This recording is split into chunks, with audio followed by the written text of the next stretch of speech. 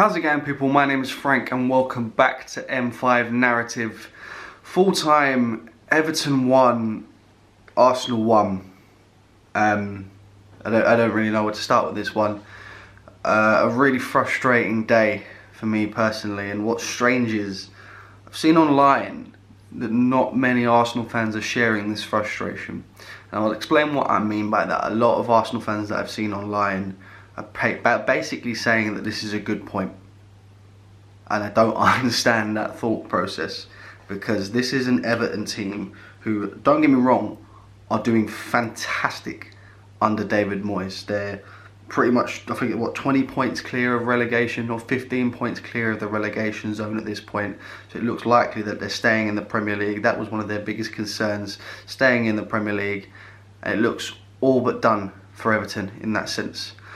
We, on the other hand, are supposed to be an Arsenal team that is fighting for the title. And we're saying we're happy about a point at Goodison Park. I understand Goodison Park has been one of the grounds that we've been going to and we've been really struggling down the years. It's a ground that we don't get many points at. But my point is, for me, as a title challenging team, and as a team that up next has to face the best team in the world in Real Madrid, this is a game where we should have been sending a statement, or making a statement. And if the statement is 1-1 against a relegation threatened team at one point, I'm not down for that statement. But before I go any further, guys, if you are new here, make sure to hit that subscribe button and turn on post notifications to make sure that you never miss a video. Now, let's get into the team itself.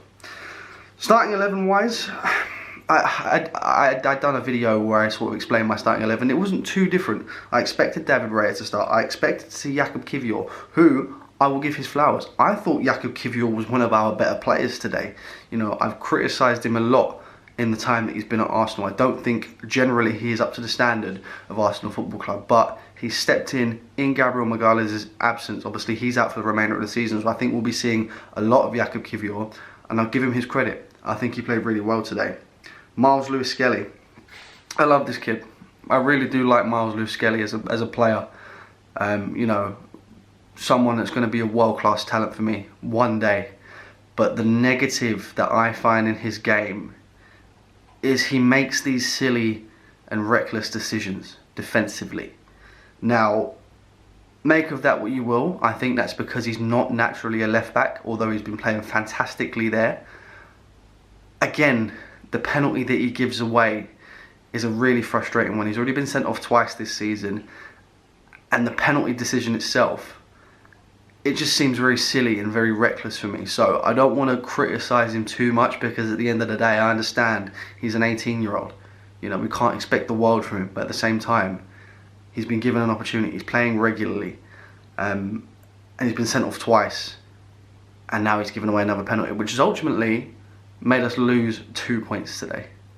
So that's my frustration with Miles Lewis-Skelly. Again, I fully expect him to, you know, start against Real Madrid on Tuesday, but that's not going to slide. It's really not. Miles, you need to cut this part of your game out. Moving on to the midfield. Declan Rice, average game. You know, didn't do anything fantastic, didn't do anything bad. Mikel Merino was the better of the three for me. Again, I think he was really good going forward, and obviously sustained a quite nasty injury in the game. Obviously a cut on his head, so hopefully, you know, he played on in the game. I think he's going to be okay for Tuesday, but hopefully that can, you know, heal properly and things like that. Jorginho, didn't cut it for me today. You know, we're coming towards the end of his Arsenal career, and I think it's starting to show. I think he's quite mentally checked out at this point. And I've been a fan of Jorginho since he joined the club. I thought it was a really smart decision to sign him at the time. But like I said, it's very clear that he's going to be moving on at the end of the season. And I think in his head, he knows that. So I don't think his heart is at Arsenal anymore. I don't expect to see him play that much more this season. Moving on to the front three. Raheem Sterling obviously got the assist for Trossard's goal. I thought he had a decent game before he got pulled off at half-time.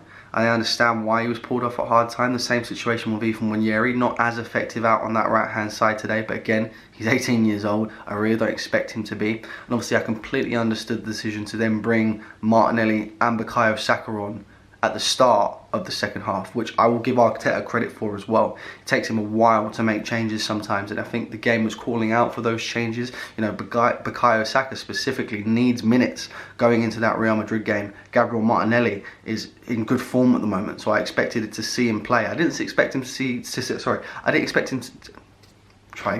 I didn't expect him to come on that early, and that's what I'll give Arteta credit for. He made early changes.